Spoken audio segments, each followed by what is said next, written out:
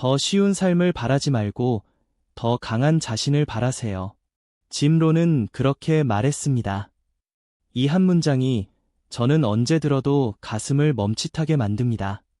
왜냐하면 우리 대부분은 세상이 조금 더 쉬워지길 바라기 때문입니다. 월세가 조금만 싸졌으면, 물가가 좀만 덜 올랐으면, 상사가 덜 까다로웠으면.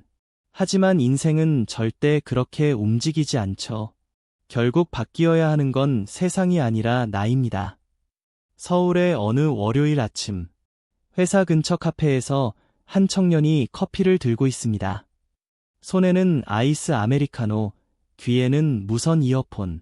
그는 월급날이 다가오면 기분이 좋아지고 이틀만 지나면 다시 통장이 텅 비는 걸 봅니다. 지출은 늘 일정하고 통장은 늘 가볍죠. 그는 늘 말합니다.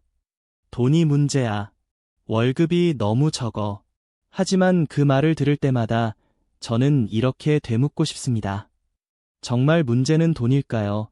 아니면 습관일까요? 생각해 보세요. 나무가 자라지 못하는 이유는 비가 없어서가 아니라 뿌리가 약하기 때문입니다. 우리의 재정도 같습니다. 돈이 부족해서가 아니라 돈을 다루는 습관이 약하기 때문입니다. 그 청년은 매일 아침 출근길 편의점에서 커피를 삽니다. 아, 하루 커피 한 잔쯤은 괜찮잖아요? 맞습니다. 하루 한 잔은 괜찮습니다. 하지만 그 하루가 30번 반복되면 그건 습관이죠. 그리고 습관은 미래를 먹습니다. 보이지 않게, 천천히, 꾸준히. 저는 그에게 이렇게 말했습니다. 한 달 커피값이 적금이 될 수도 있어요. 문제는 커피가 아니라 자신을 통제하는 힘이에요. 그는 웃었습니다. 그게 그렇게 쉽나요? 그래요. 쉽지 않습니다. 하지만 중요한 건 쉬움이 아닙니다. 훈련입니다. 돈은 흘러가는 강물과 같습니다.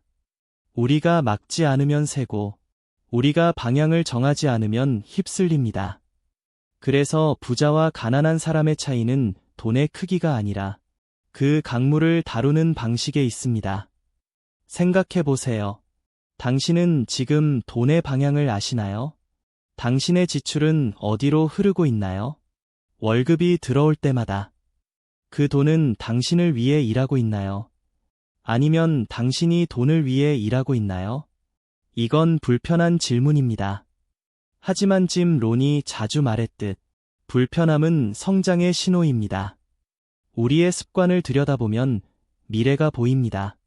매일 저녁 넷플릭스를 보며 시간을 보내는가? 아니면 10분이라도 가계부를 보는가? 매일 커피를 사는가?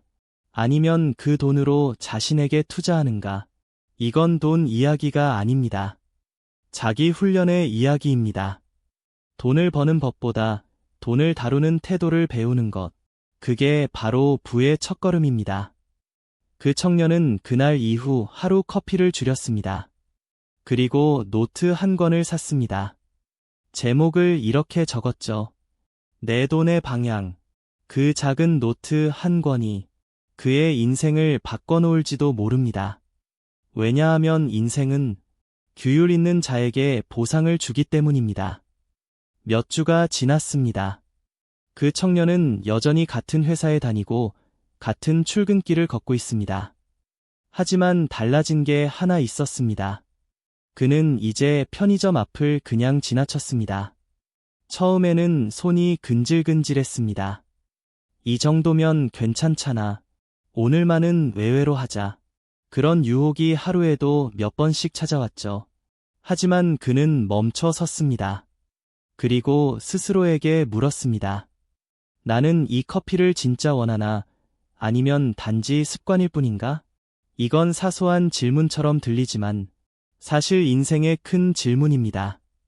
우리가 무언가를 반복할 때 그게 진짜 선택인지 아니면 단순한 습관인지 묻는 것. 그는 그 순간 깨달았습니다.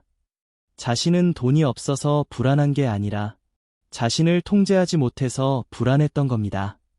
그 이후로 그는 하루 10분씩 가계부 대신 감정 기록을 썼습니다. 오늘은 불안해서 돈을 쓰고 싶었다. 오늘은 피곤해서 쇼핑몰을 열었다. 하지만 오늘은 멈췄다. 그건 단순히 절약의 기록이 아니라 자기인식의 훈련이었습니다. 짐 론은 이렇게 말하죠. 성공은 드물지 않다.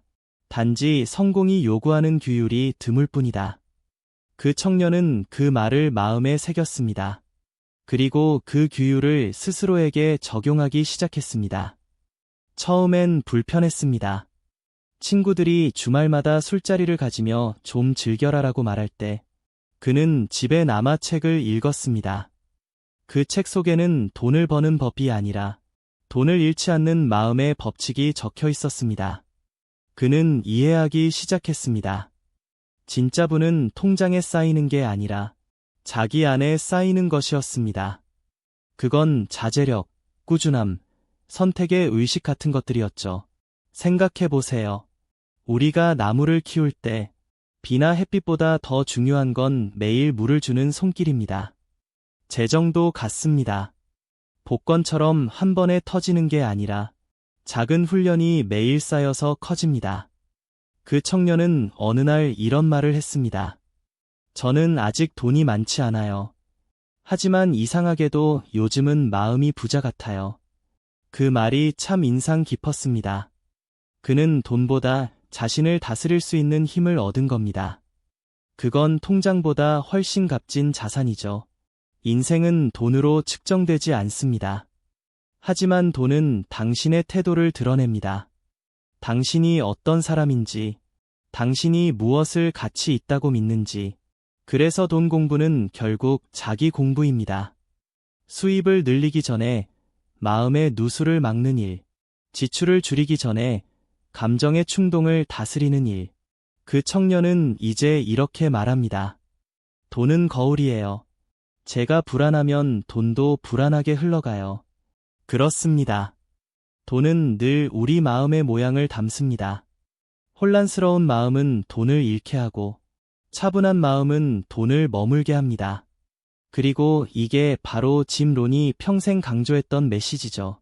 당신이 바뀌면 돈도 바뀐다. 자, 이제 당신에게 묻겠습니다.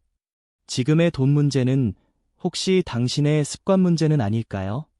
혹은 당신의 감정 문제는 아닐까요? 돈을 탓하기 전에 한 번쯤은 자신을 돌아봐야 합니다. 그게 부자의 첫 번째 훈련입니다.